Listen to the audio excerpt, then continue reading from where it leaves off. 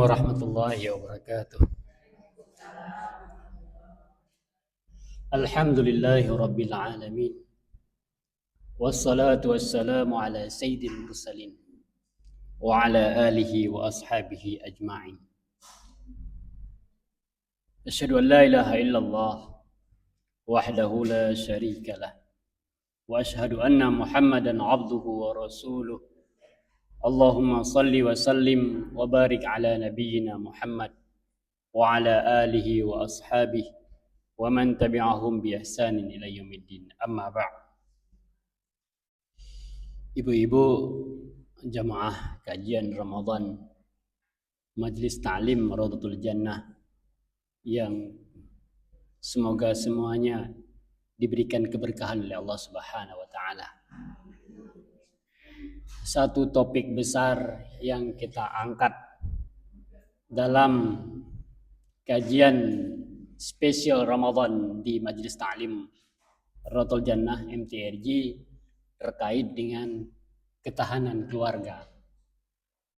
Dari semua materi yang disampaikan oleh Ustadz berada di bawah satu tema besar, yaitu membangun sebuah keluarga sakinah, mawaddah, warahmah. Kenapa topik ini penting dan perlu dibahas? Karena sebuah bangsa tidak terlepas dari sebuah masyarakat. Dan sebuah masyarakat terdiri dari keluarga-keluarga. Akan hebat dan bagusnya sebuah bangsa sangat ditentukan oleh kondisi sosial sebuah masyarakat. Dan sebuah masyarakat yang hebat juga sangat ditentukan oleh keluarga-keluarga yang hebat. Masyarakat ditopang oleh keluarga. Dan keluarga ini ditopang oleh individu-individu anggota keluarga yang terdiri dari seorang suami yang kemudian berperan sebagai ayah, terdiri dari seorang istri yang kemudian berperan sebagai ibu, dan anak-anak. Maka oleh karena itu, dari topik besar itu kita angkat, dan tema kita hari ini terkait dengan perceraian. Nah, tapi jangan dipikirkan untuk bercerai, untuk dipraktekkan. Dari teori ini hanya untuk kita memahami, bukan untuk dipraktekkan.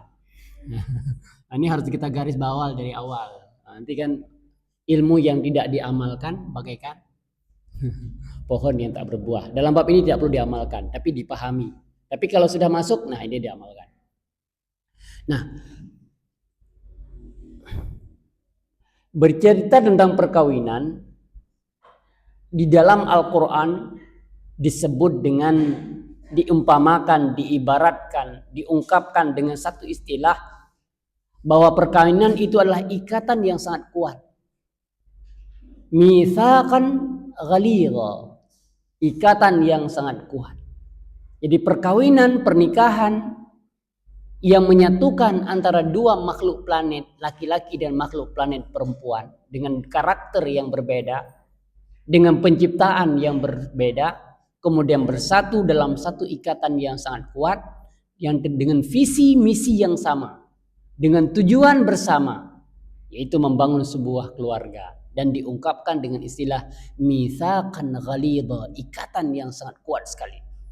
Ketika seorang suami menjabat tangan wali nikah, apakah ayah ataupun keluarganya, walinya, dia memegang janji untuk menerima akad nikah. Berarti setelah itu dia akan menjalani sebuah ikatan kebersamaan dalam pasangannya yang tidak mudah dipisahkan. Maka mungkin awal-awal janjinya adalah hingga mati. Maksudnya hanya di depan batas pintu kuburan aja. Nggak ada yang masuk sama-sama ke dalam. Ya. Nah, tujuannya apa? Mewujudkan sebuah keluarga yang kekal. Tidak ada ingin, maka tidak boleh niat nikah itu muaqqatah. Nah, ini kita nikah buat setahun aja ya, 2 tahun aja ya. Punya periode, tidak boleh hingga mati. Sampai selesai kita. Nah, kemudian tujuannya untuk apa? Untuk saling santun menyantuni, menyayangi, memberikan ketentraman, memberikan kebahagiaan, terbentuknya sebuah keluarga, lahir anak-anak yang soleh. Ini visi misi dari orang-orang yang menikah. Kalau tidak ada visi misi ini, tidak boleh menikah. Maka oleh karena itu di awal sekali bahwa ketika orang mau menikah itu mindsetnya, pemikirannya, pola pikirnya jelas, ingin membangun keluarga yang langgeng, yang kekal. Kemudian bahwa sebuah perkawinan itu, pernikahan itu rentan dengan perselisihan. Pasti akan ada perselisihan. Pasti, tapi bukan menakuti yang belum nikah. Tapi siap-siap masih memahami. Yang pertama kita katakan rentan perselisihan, persengketaan, perbedaan. Karena memang dari awal sudah bertemu dua makhluk planet yang berbeda. Laki-laki dengan penciptaannya, perempuan dengan penciptaannya. Laisa dzakaru kal unsa. Laki-laki tidak sama dengan perempuan. Ada perbedaan dari pola cipta Allah Subhanahu wa taala, dari cara berpikir laki-laki, dari kejiwaan laki-laki, dari fisik laki-laki itu beda. Begitu dengan perempuan. Maka ketika kita masang kacamata yang sama kepada pasangan kita, ini udah error dari awal. Kita ingin pasangan kita seperti yang kita pikirkan, itu agak susah. Ini bukan di bab kita. Nah, karena rentan perselisihan, maka Islam memberikan solusi-solusi. Dan berdasarkan ilmu psikologi, perkawinan itu rentan perselisihan 5 tahun pertama. Kalau 5 tahun pertama sudah dilewati, sudah bisa dilewati dengan baik, insya Allah aman. Nah, jadi biasa 5 tahun pertama yang terkejut. Kalau bahasa kita terkejut batin. Oh begitu pasangan saya ya. Kok aneh, dulu 10 tahun pacaran kok nggak gini. Karena selama 10 tahun ditipu, saling menipu. Orang pacaran kan orang nipu. Karena tidak bisa tampil apa adanya. Dia jaim, jaga image. Nah gitu ya. Nah akhirnya muncul perselisihan. Nah ketika muncul perselisihan, ada sebabnya. Biasanya perselisihan munculnya ada karena pola pikir tadi yang nggak sama. Maka perlu menyatukan. Bukan menyamakan, menyatukan. Beda menyamakan, nggak mungkin sama pola pikir. Tapi menyatukan pola bagaimana cara berpikir dan memahami pasangan kita cara berpikir. Kemudian paling banyak hari ini permasalahan karena ekonomi. Kasus ekonomi yang kurang, ekonomi yang nggak cukup, yang nggak bisa memenuhi kebutuhan hidup. Muncul lagi masalah yang ketiga namanya perselingkuhan. Ya, cangkok tempat lain. Nah, ini muncul permasalahan. Kenapa faktornya? Pola pikir alami biasa. Ekonomi masalah rezeki. Perselingkuhan masalah iman. Dan kemudian menyebabkan permasalahan kekerasan dalam rumah tangga yang disebut dengan KDRT. Ya, pemukulan, penganiayaan yang terjadi, ujungnya pembunuhan pasangan. Ini kan akibat apa? Lemah iman, lemah emosi. Nah, ini punya efek dalam rumah tangga. Nah, kemudian karena ini permasalahan persengketaan, maka Islam memberikan beberapa solusi. Bukan langsung cerai, ada tahapan-tahapan, ada jembatan menjembatani antara dua pola pikir ini. Ini banyak dalam Islam. Seperti misalnya kalau di antara dua pasangan coba belajar memahami, ketika nggak bisa memahami ataupun ada masalah, boleh pisah ranjang. Jangan langsung pisah rumah, pisah ranjang dulu. Habis itu coba saling memaafkan. Ada tahapan-tahapan. Sampai kemudian dikirim utusan. Fab'atsu hakaman min ahlihi wa hakaman min ahliha. Ada utusan sebelah sana, ada utusan sebelah sini. Kalau bahasa kita ketemu balik selangki gitu. Jadi ketika orang udah jadi selangki, ada orang mak jomblangnya itu. Jadi bukan di awal aja, di akhir harus bisa. Dulu ketika awal-awal proses PDKT, dia yang dekati. Sekarang ketika ada masalah, harus ikut. Nah, peran Tengku Imum, menjembatani dulu, menasihati pasangan. Ini ada tahapan-tahapan di dalam Islam. Nah, kalau sudah tidak ada, pemisahan, pisah. Nah, pisah ini adalah jalan terakhir di dalam Islam. Maka perceraian, pemisahan dalam Islam itu, ini ada beberapa bentuk di dalam Islam. Maka di sini ada talak, ada khulu, ada fasakh, ada zihar, ada li'an, ada ila. Lalu saya diberikan waktu 40 menit sampai 50 menit untuk membahas semua ini. Padahal dalam fikih ini berkitab berjilid-jilid. Ini harus makanya saya buat ringkas seringkas-ringkasnya. Ini seringkas-ringkasnya saya buat, udah saya bisa ringkas. Itu pun 2,5 jam. Ya, itu sering. Mudah-mudahan kita bisa kupas sampai singkat. Yang nggak paham nanti kita lanjut di pengajian. Tapi intinya adalah ini akan kita bahas satu-satu. Gambaran umumnya aja. Ya, mudah-mudahan tambah bingung. Ketika bingung datang pengajian kami. Bukan bingung habis itu nggak datang lagi, enggak ya. Nah, makanya di sini akan kita kupas secara singkat sambil kita tanya jawab. Nah, ini kalau dalam hati ini perih, ini nampak hati dibelah ini. Hati yang udah runtuh. Talak ya, ini talak dulu. Kita dengar namanya udah serem gitu talak ya. Langsung ke bayan talak 3, jangan dulu. Jangan belum sampai ke situ dulu. Nah, arti apa maksud dengan talak? Ini adalah tindakan suami melepaskan ikatan pernikahan dengan istri. Ya, dia ikatan pernikahan dengan istri. Siapa ini perannya suami yang mentalakkan. Nah, ini di awal bahwa kalau kita sebut talak itu ada di pihak suami. Dalam hal talak, suami yang diberikan wewenang untuk mentalakkan istrinya. Nah, jadi yang mentalakkan istri adalah suami. Mungkin. Nah, talak boleh melepaskan. Maka tidak saya singgung tadi sedikit bahwa di dalam agama-agama itu, kalau agama Yahudi itu boleh talak siapa saja, kapan saja dengan tanpa keperluan. Itu boleh talak. Kalau saya suka saya talak, saya mau. Kalau nggak mau saya talak. Itu dalam agama. Dalam agama Kristen tidak boleh talak sama sekali. Kenapa? Kenapa mereka nikah di gereja, di depan pendeta, di depan Tuhan mereka. Kenapa? Mereka diikat oleh ikatan suci. Kalau Tuhan sudah mengizinkan mereka, maka manusia tidak ada hak untuk memisahkannya. Maka dalam agama Kristen tidak boleh pada prinsipnya. Tapi sekarang kenapa Kristen? Nah, itu mereka melanggar sistem ketentuan mereka sendiri gitu.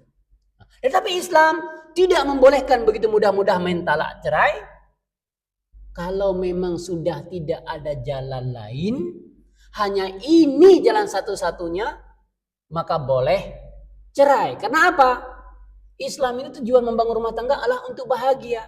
Untuk apa bersama dalam satu rumah, tapi di sini menyimpan kedongkolan, menyimpan ketidakbahagiaan, menyimpan kesengsaraan.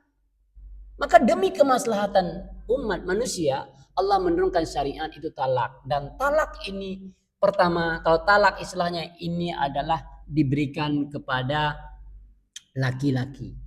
Nah, di sini ada perbedaan pendapat para ulama dari segi definisi yang diberikan. Ini saya perlu baca semuanya. Jadi beda pendapat para ulama dalam definisi. Tapi tujuannya adalah melepaskan ikatan pernikahan yang dilakukan oleh suami. Kemudian hukum talak ulama berbeda pendapat. Namun mazhab Hanafi dan Hanabilah Hambali di sini melarang talak kecuali karena kondisi tertentu yang mengharuskan talak. Enggak ada jalan lain, memang harus talak. Boleh.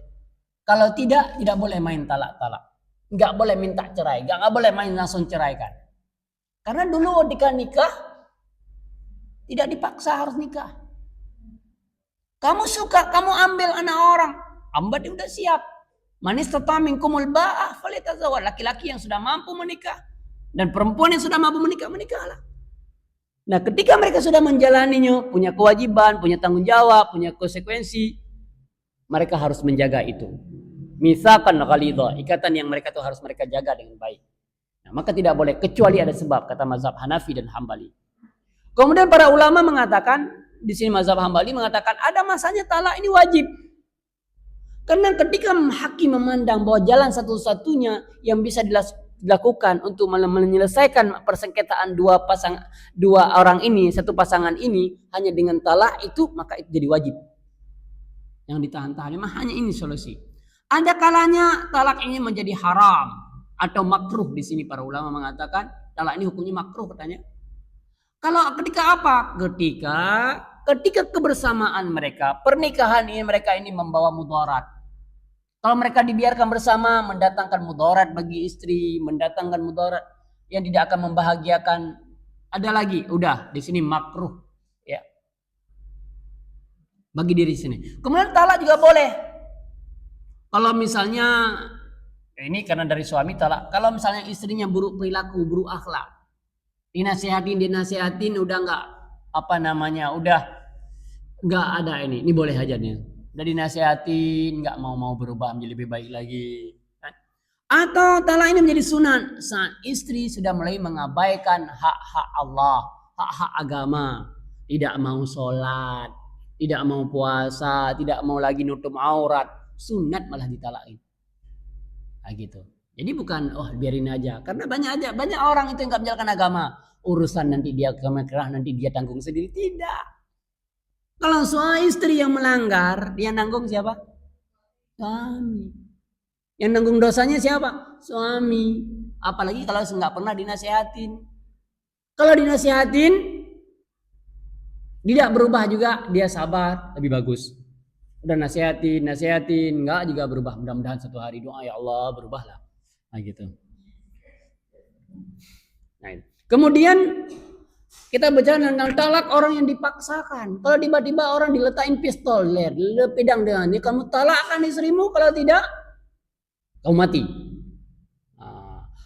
Orang yang dipaksa, mukrah, tidak memiliki keinginan, dia tidak pilihan lain, dia nggak ingin mentalak, tapi nggak bisa maksa. Kalau dia teruskan, dia nyawanya melayang, atau nyawa istrinya melayang, udahlah ditalak. Maka mazhab Maliki, Syafi'i, Umar dan Ali di sini, Abdullah bin Umar juga, Ibnu Abbas mengatakan orang yang dipaksa dikenakan tanggung jawab dan atas tindakannya. Maka dia tidak mengapa, tidak jatuh talak. Walaupun dipaksa, saya talakkan dia, talak. Tapi dia dipaksa, tidak jatuh talaknya. Sedangkan Abu Hanifah tetap jatuh talak kalau dia dipaksa. Ada cerita ini, satu orang mentalakkan istrinya, bukan istri yang pertama, istri kedua. Kenapa? Dipaksa oleh istri pertama. Ini kasus. Ya, saya Ustadz terpaksa. Ini datang ke jumpai saya. Ustadz, gimana pernikahan saya? Katanya kan kalau apa namanya, kalau orang yang dipaksakan nggak jatuh talak, Ustadz. Benar saya bilang.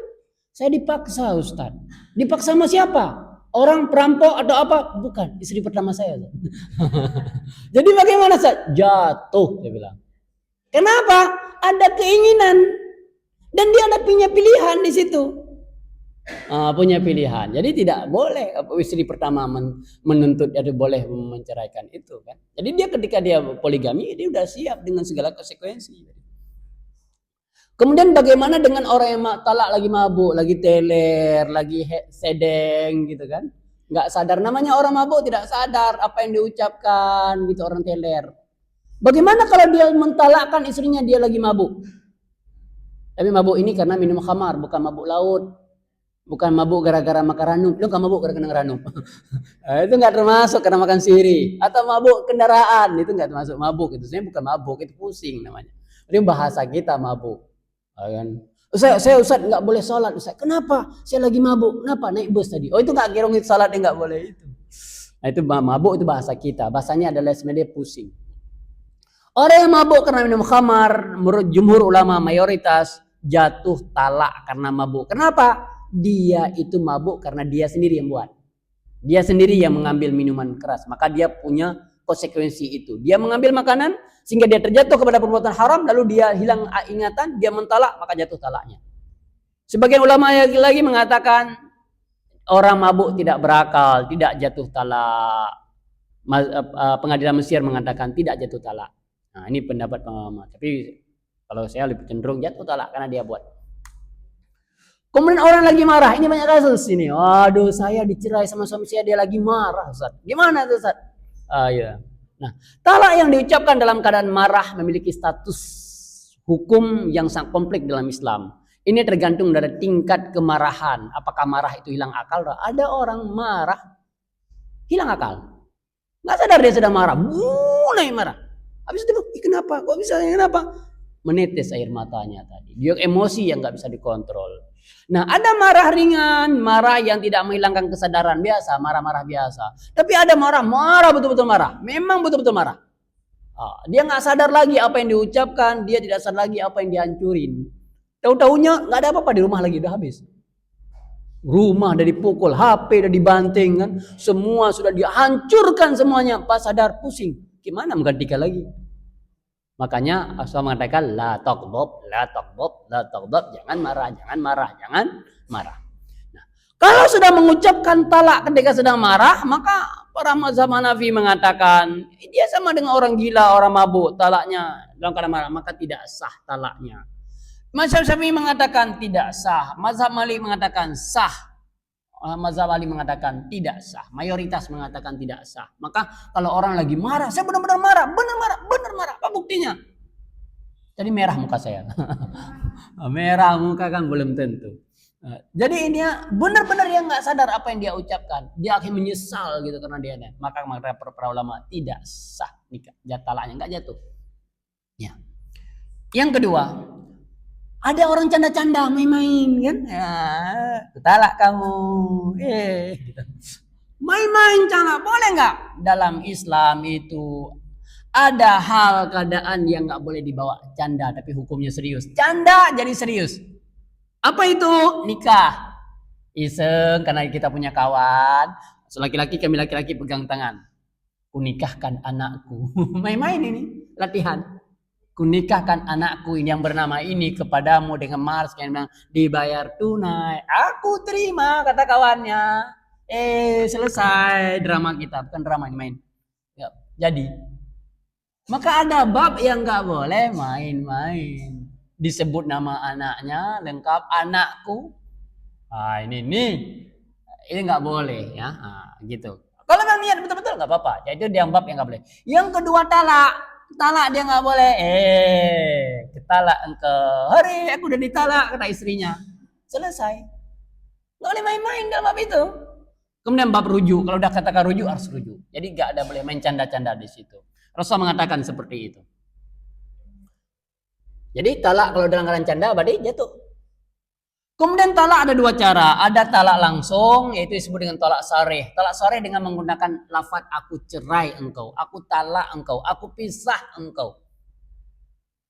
Nah, itu talak bahasa sarih dengan menggunakan bahasa-bahasa lafaznya talak, cerai, pisah, apalagi yang menunjukkan makna itu. Nah, ini sarih. Artinya ketika orang mengucapkan aku talak engkau, jatuh langsung. Langsung dia terbukti. Sedangkan yang kedua ada maaf salah tulis, yang kedua ini talak kinayah namanya. Kinayah, menunjukkan saya copy dari atas ke bawah ini. Talak kinayah. Kinayah apa? Menggunakan bahasa-bahasa yang memiliki konotasi yang lain, makna yang lain. Contoh seperti kita katakan, pulang kamu ke rumah orang tuamu. Kalau engkau nggak betah sama aku, pulang engkau ke rumah orang tuamu. Ini kan sering orang lagi kesel gitu. Lagi pulang nggak ke orang tuamu. Nah, ini butuh karinah. Butuh ditanya. Ini saya WA, Ustaz, suami saya menyuruh saya pulang ke rumah orang tua. Coba tanya tujuannya apa? Pulang kamu ke orang tuamu, tolong ambil bawang bentar. Rupanya suruh pulang ambil bawang. Kalau dia memang maksudnya adalah cerai, pisah, maka jatuh talak. Tapi kalau maksudnya pulang kamu belajar sama orang tuamu, kita pisah dulu sebentar, bukan niat kita berpisah selamanya, maka tidak jatuh talak. Maka tanya kepada suami, tujuannya apa ini? Maksudnya apa ini? Ada niat menceraikan? Enggak ada, Ustaz. Jadi suruh pulang ke rumah? Ya, kesel aja, Ustaz. Jadi tidak jatuh talak. Tapi kalau apa maksudnya suruh pulang ke rumah? Udahlah, biar dia hidup dengan orang tuanya. Maksudnya? Pokoknya di sana. Maksudnya talak. Ya, Ustaz. Udah, selesai. Nah, gitu. Kemudian kita sering namanya mendengar ta'liq talak. Apa yang maksud dengan ta'liq talak? Janji cerai yang diucapkan suami setelah akad nikah. Kan dulu kita baca sirah ta'liq namanya di buku itu di KUA. Ibu nggak baca, kami baca. Yang menggantung terjadinya talak suami jika melanggar perjanjian itu. Dia apa? Apabila saya pergi selama 6 bulan tak pulang-pulang, jangan lupa bawa pulang hadiah. Bukan itu ya. Akhirnya jatuh talak 1. Contohnya suami mengucapkan, jika aku pergi ke suatu tempat tertentu maka kau tertalak. Dia janji begitu.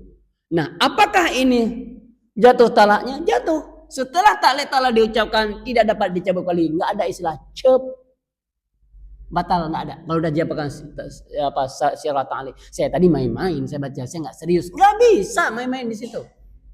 Karena ada beberapa pengantin, tadi ada baca sirah ta'liq nggak di KUA? Ada, tapi saya main-main aja. Nggak bisa bab itu main-main. Istri dapat mengajukan gugatan cerai khulu ke pengadilan agama jika talak dilanggar. Ternyata pergi suaminya ke situ. Dia udah bilang lapor ke pengadilan. Nah, Nah, perkara belum ada, mungkin terjadi di masa depan. Maksudnya dia syarat sah talik ini kalau saya misalnya ke Jakarta. Saya bukan lagi di Jakarta. Jangan deh, kalau saya di Jakarta, lagi di Jakarta nih. Enggak, ini belum terjadi. Nah, kemudian kalau sudah terjadi, suami istri masih di dalam peliharaan suami. Maknanya adalah masih dalam ikatan pernikahan. Maka itu terjadinya talak. Maka sirah ta'lik itu jatuh. Talaknya kalau terjadi dilakukan. Kalau saya makan jengkol, kamu nggak suka makan jengkol. Kalau saya makan jengkol, saya kena kamu talak satu. Makan jengkol, habis. Nah, maka kalau boleh nggak perlu dimain-mainkan begitu. Tujuan dari pemerintah membuat supaya orang nggak main-main, supaya orang menjaga pernikahan. Itu tujuannya. Ya. Kalau pergi 6 bulan-bulan tidak memberikan nafkah, harus jelas. Tiba-tiba pergi belajar, duit tidak ada. Nah, makanya harus diperjelas. Ridho istri, saya mau pergi, ridho kamu ridho. Nah, makanya tidak sembarangan sebenarnya pemerintah itu. Jumlah talak berapa kali? Jumlah talak dalam Islam itu 3 kali. Maksud 3 kali, ya. Talak pertama rujuk, talak kedua rujuk, talak ketiga bye-bye. Nggak boleh rujuk lagi. Nah, jadi 3 kali talak. Nah, dalam Islam talak 3 itu mesti 3 kali talaknya, 3 kali masanya. Talak pertama, oke, rujuk. Talak kedua, oke, bang balik lagi, rujuk lagi. Talak ketiga, tidak boleh rujuk lagi. Para ulama sepakat suami tidak boleh mengucapkan talak sekaligus dalam satu lafaz. Kutalak engkau dengan talak 3, tidak boleh. Atau kutalak engkau, kutalak engkau, kutalak engkau. 1000 kali talak, tergantung tingkat kemarahan. Boleh seperti itu. Para ulama sepakat tidak membolehkan dan siapa yang melakukannya dosa. Tapi nanti ada konsekuensi kalau dia ucapkan 3. Bagaimana? Ada konsekuensinya. Maksudnya talak 1, talak 2 suami masih memiliki hak. Talak 1, talak 2 masih ada hak rujuk, boleh rujuk. Disebut dengan talak rij'i karena masih hak boleh rujuk. Tak boleh orang lain. Talak pertama ada masih hak suaminya, ini boleh balik lagi nanti. Kemudian lagi marah, nanti pengen balik. Nah, kemudian talak pertama merujuk. Apakah ada rujuk? Dengan cukup dengan mengucapkan balikan lagi yuk, gitu kan. Cukup dengan aku balik lagi kepadamu. Si istri pun iyalah. Jadi cukup. Di depan mana? Ada saksi 2 orang laki-laki yang adil. Oke, di depan imam sama kecil 1 orang. Oh, ada orang tuanya. Ada orang yang menyaksikan mereka sudah rujuk lagi. Enggak. Mereka sudah rujuk. Perlu nikah ulang? Enggak perlu. Datang lagi buat pesta lagi. Enggak perlu ya. Ada yang bilang, Ustaz kalau rujuk lagi harus ada pesta lagi depan KUA dinikahkan ulang. Tidak perlu. Cukup dibilang kita balikan ya. Iya. Udah oke, deal. Pergi ke kafe minum kopi 1 gelas. Udah jadi gitu. Nah, sedangkan talak 3 ini menyebabkan istri tidak boleh lagi. Udah talak 3. Tali yang ketiga maksudnya tali ketiga. Rujuk, nikah, talak lagi rupanya. Ada masa dibagi, nggak boleh main-main dalam bab itu. Mulut itu harus tahan betul itu kalau bab itu. Nah, kalau udah 3, kadang orang ada keceplosan dia. Orang keceplosan ini sama dengan orang yang bercanda. Maka dia tidak boleh lagi. Talak pertama tidak boleh nikahin orang. Talak ketiga itu baru dia tidak boleh lagi balik ke suami. Harus apa? Hatta yankiha zaujan ghairah. Suami si istri ini harus dinikahi oleh orang lain bukan atas dasar suruh Cina buta, apalagi Cina sipit. Ya boleh. Tidak boleh harusnya. Artinya apa? Ada kokalikong. Kamu nikahin istri saya, ini maharnya saya kasih 2 hari aja ya. Habis kamu cerai, biasa leka. Nggak boleh seperti itu. Nggak boleh. Tapi ada orang buat namanya itu hilah. Karena dia nyesal, ya Allah, gimana caranya saya balik sama istri saya? Udah keceplosan kemarin, kali ketiga. Ya, itu nggak boleh. Nah, itu 1. Talak. Talak pertama itu hak suami. Sedangkan yang kedua ada namanya khulu'. Khulu' ini melepaskan. Ini adalah hak istri. Khulu' ini hak istrinya. Tadi suami yang boleh macam, istri juga punya hak untuk memisahkan. Udah nggak tahan. Istri suami nggak menceraikan, bisa nggak tahan lagi sama dia. Gimana caranya? Ya udah sabar-sabar aja lah. Islam memberikan solusi. Artinya apa? Dia mengajukan perceraian dengan membayar ganti rugi. Makna ganti rugi? Ku kembalikan cincinmu. Cincin itu yang dititip itu bukan titipan, Ibu, kalau dikembalikan. Mahar itu hak penuh si istri. Bukan punya ayahnya. Itu mahar itu hak penuh si perempuan, si wanita. Ambil, itu hak dia. Ketika dia diberikan oleh suaminya, kemudian dia kembalikan, maknanya ini tebusan loh perceraian. Saya mengajukan, namanya khulu'. Nah, istri mengajukan khulu' dengan syarat-syarat yang dibenarkan, ketidakcocokan. Karena tidak mungkin lagi membangun rumah tangga. Kalau kita membangun ini dua-dua akan tersiksa. Saya tersiksa, dia tersiksa. Bukan karena ada yang lain yang menunggu di depan di sebelah pagar. Kalau seorang istri mengajukan cerai tanpa sebab yang dibenarkan oleh syarak, dosa besar. Gak boleh mengajukan cerai kalau tanpa sebab. Gulung, aku pokoknya gak cocok lagi lah. Kamu pun udah keriput, saya pun udah cari lain lah. Gak boleh. Alasan itu. Alasan yang memang tidak lagi bisa nyaman di hati. Nah, gitu. Itu boleh. Dan suami memberikan persetujuan untuk itu. Kemudian ada sirah khulu', ya, terdapat kalimat aku lepaskan, dan ada iwad, ada barang ganti, imbalan berapa terserah yang dari suami. Nah, gitu ada ganti. Dan khulu' ini adalah hak istri, dan khulu' mengharuskan ada tembusan kepada suami, dan khulu' ini bisa dilakukan ketika wanita sedang suci atau tidak suci. Lagi haid boleh khulu', tapi ketika haid tidak boleh, ketika sedang haid ditalak, nggak boleh. Ada masa indahnya. Indah beda-beda para ulama dari segi masa iddah.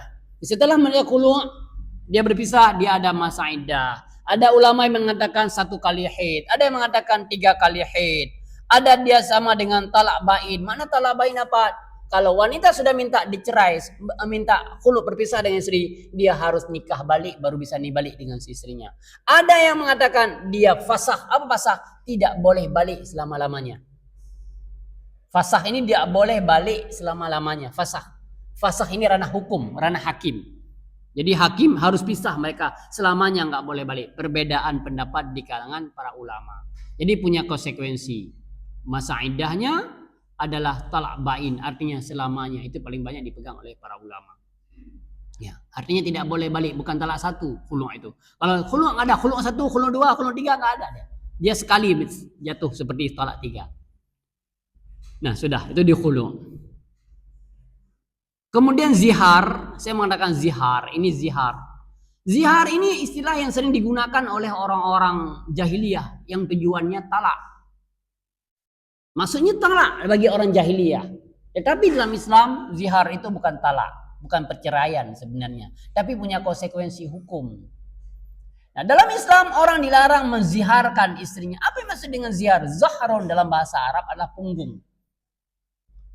Nah, sedangkan yang kita maksud di sini adalah suami menyamakan istrinya dengan perempuan mahramnya. Engkau seperti ibuku, engkau seperti bibiku, engkau seperti adik perempuanku, engkau seperti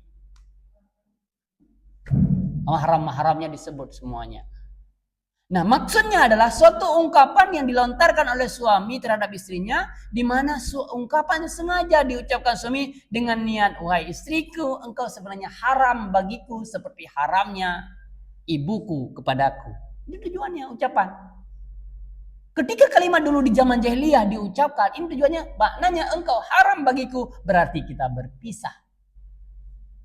Engkau nggak layak lagi untukku. Kalau jahiliyah. Tetapi dalam Islam memberikan hukum tersendiri, di mana para ulama sepakat zihar itu hukumnya haram dan termasuk dosa besar. Laki-laki nggak boleh mengucapkan itu. Engkau sama, maka mengatakan engkau sama seperti punggung ibuku. Ya. Nah, di sini contohnya kepada suami, bagiku kamu seperti punggung ibuku. Kamu bagiku seperti punggung ibuku, atau bagiku kamu seperti badan, tubuh, jasad, fisik, seluruh badan ibuku. Nggak boleh. Itu kalau menyebutkan badan fisik, engkau semuanya dianggap zihar. Tetapi ketika matamu seperti mata ibuku, itu nggak apa-apa. Pujian. Hidungmu seperti hidung ibuku, pipimu seperti pipi ibuku, itu tidak jatuh zihar. Karena itu kalau mengatakan pipi itu menunjukkan pujian. Nah, gitu. Mengandung makna pujian. Hidung, mata adalah lambang kecantikan. Tetapi kalau badan itu lambang itu keharaman. Maka oleh karena itu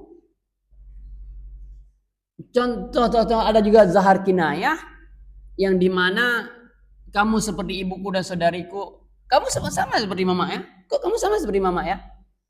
Bisa jadi dia bukan tanya dulu ini maksud sama-sama apa nih? Zihar udah bukan? Bukan. Maksudnya kamu cara jalan kamu sama seperti mama.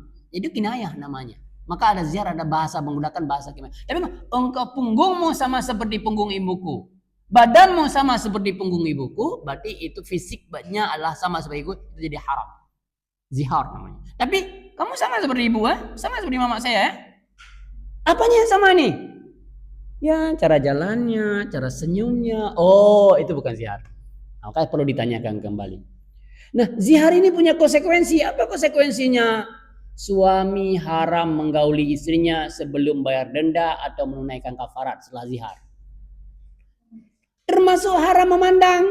Nggak boleh sentuh-sentuh, nggak boleh apa-apa. Kalau melanggar, nanti suami dianggap bermaksiat.